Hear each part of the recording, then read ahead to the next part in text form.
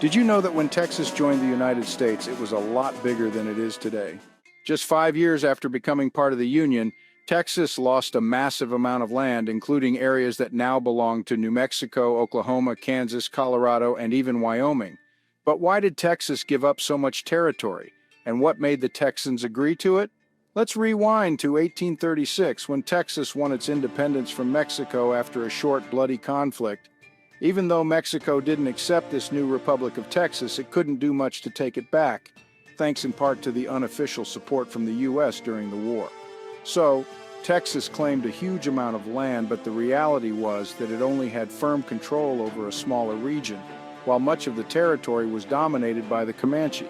But back then, no one recognized indigenous claims, so Texas still laid claim to it all.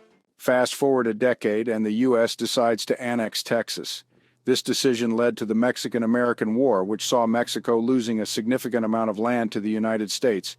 Now, you'd think that since the U.S. fought a war over Texas, the newly expanded borders would automatically be granted to the state, right? Not quite. The federal government argued that even though the land wasn't Mexican anymore, it wasn't really Texan either. They worried that if Texas got all of its claimed lands, it would become too large and powerful compared to other states. So how do you solve a problem like oversized Texas? Several senators proposed plans to divide the state in different ways. Missouri Senator Thomas Benton wanted to split Texas into two states and turn the northern part into a new territory. Meanwhile, Henry Foote proposed creating a new state called Jacinto, but Texans weren't interested in splitting up. Another proposal by Senator John Bell suggested giving some land to the New Mexico Territory and dividing the rest into two separate states.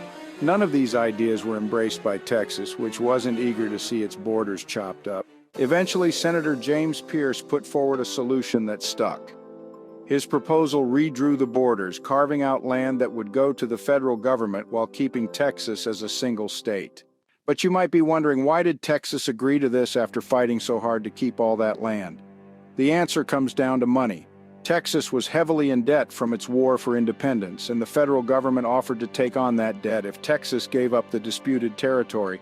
Plus, the reality was that while Texas claimed this land, it didn't actually have control over it, so the new borders still left Texas as the largest state in the Union. In the end, both sides walked away satisfied, and Texas took on the shape we know today. Sometimes keeping it big means knowing when to compromise.